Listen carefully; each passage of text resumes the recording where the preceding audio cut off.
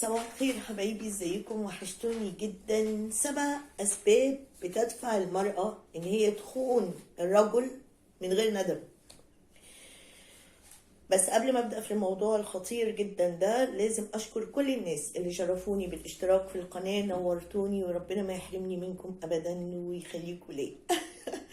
عايزين نتفق على حاجة. انا ليه عملت الفيديو ده؟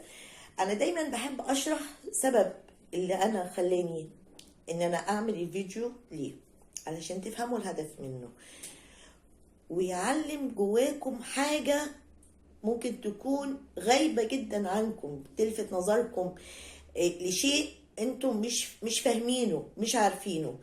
وانا هنا لازم انوه عن حاجة مهمة جدا. لازم تفهم وتتعلم اصول العلاقات الاجتماعية والاسباب اللي بتدفع لامور مختلفة، علشان تحضر نفسك لردود فعل معينة وتتلاشى الصدمة. بغض النظر عن الاسباب اللي انا هقولها، سواء انت شايفها اسباب تافهة ولا تكفي ان الست تعمل ده، هذا الذنب العظيم في حق نفسها قبل ما يكون في حق حد، سواء انت شايفها تافهة او اسباب قوية جدا، لكن دي اسباب بتكون موجودة عند بعض العقليات، بعضها بيكون موجود في عقليات معينة وبتخليهم يعملوا كده. فركز معايا واحدة واحدة ونفهم مع بعض. وليا في آخر الفيديو كلمة مهمة جدا لكل ست، تابعوا معايا.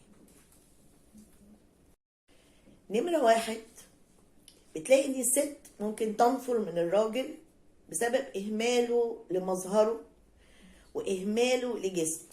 يعني بقى مترهل بقى، وبقى مقتب، وبقى يعني كل ما يندرج تحت هذه الكلمة كتير جدا.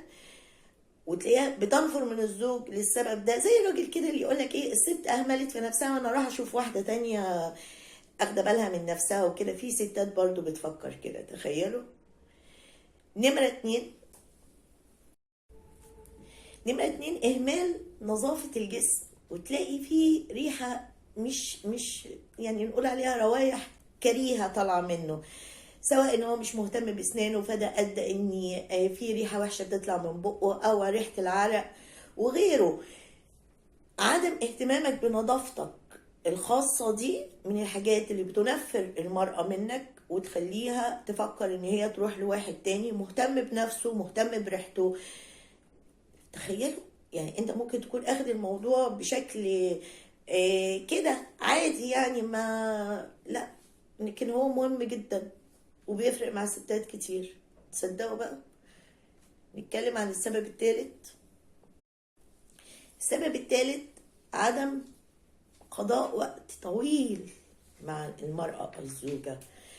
اهمالك ليها في النقطة دي، لان انت يا عيني كل الرجالة معظمها دلوقتي منكبة على ان هي تجيب لقمة العيش، وتلاقيه بدل بيشتغل بدل الشغلة شغلتين، او بيقعد في دوام طويل جدا طول اليوم ويروح هلكان وتعبان وما بيديهاش اي وقت.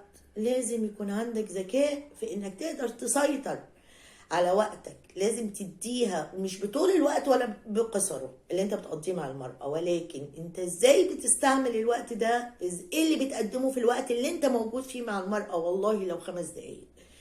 في ناس ممكن تبقى قاعدة طول النهار وبرضه هي تحس ان انت مش قاعد معاها، قاعد بقى على التليفون وقاعد على التلفزيون وبتلعب جيم ولا ايا كان اللي انت بتعمله، لكن مش عاطيها. اديها الوقت الكافي. والوقت الكافي دي، كلمة وقت دي انا بشوفها كلمة هلامية جدا، مش بطولها ولا بأسرها، بكيفيتها بتقضيها معاها ازاي. نمرة 3، المصيبة انك تلاقي راجل بيتعامل مع الست ببرود كأنها اخته او امه. بيتعامل معاها كأنها مش جذابة بالنسبة له. والست بتحب اللي تحس ان هي انثى. طب هي هتحس ده منين الا منك انت؟ تيجي انت بقى بتعملها كده، يوم جاي واحد كده صرصار ما يجيش في ضفرك قد كده، ويديها بقى الهالة الكبيرة العظيمة، وانتي ويتعامل معاها، ده ايه الجمال ده، وتبقى سلعة بالنسبة له. هو بيحاول ان هو يقتنصها، صياد بيصطاد زوجتك. فاوعى تتعامل معاها ببرود، اوعى تحسسها ان هي ولا تسوى، ان هي ما فيهاش اي نوع من انواع الجاذبيه. نمرة 5. نمرة 5 انك تعاملها بقسوه، تتخانق معاها على الفاضي وعلى المليان. كتر الخناق ده بيهد، بيعمل فجوه في العلاقه، بيخلي الست تحس ان هي مش مفهومه من ناحيتك، تحس بالوحده. لما ترميها في هذا البئر البشع المظلم من الوحدة. طب إنسان حاسس بالوحدة هيبتدي ما يصدق يلاقي حد يقول له كلمة حلوة، يقول له أنا قريب منك، أنا مهتم بيك. فإياك خد بالك، خد بالك. انت مهما تعتبر ان الموضوع تحصيل حاصل، موضوع ما هي عارفه ان انا بحبها، امال انا بتعب طول النهار والليل عشان مين؟ طب ما انا مش عارف ايه. لا، ممارسة العلاقة فن، لازم تتعلم تتقنه. إياك تسيبها تحس إن هي وحيدة. في جملة كنت بحبها قوي: لو أنت ما سقتش الزهرة بتاعتك، أي حد تاني هيجي يسقيها هيعتبر بالنسبة لها هو الحياة. نمرة 6. نمرة 6 دي مصيبة. أنت متخيل لما أنت تتهمها بالخيانة عاطل بقى مع باطل من غير أي أسباب واضحة؟ إيه الإحساس اللي جواها؟ إن أنت لا بتثق فيها، وكمان ممكن تكون ما بتثقش في نفسك. تكرار اتهامك لهذا الامر من اكتر الحاجات اللي ممكن تدفع المرأة ان هي تخونك بالفعل.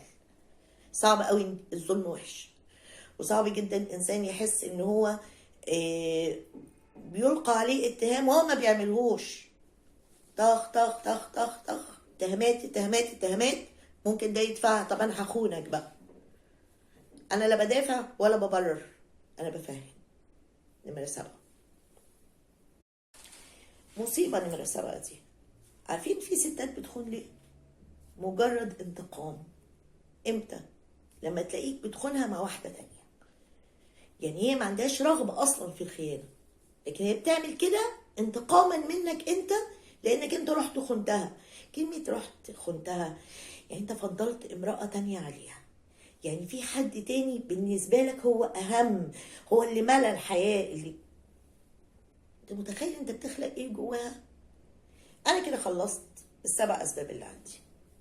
اتمنى لو الفيديو عطاكم اضاءة في حياتكم تعملوا لايك.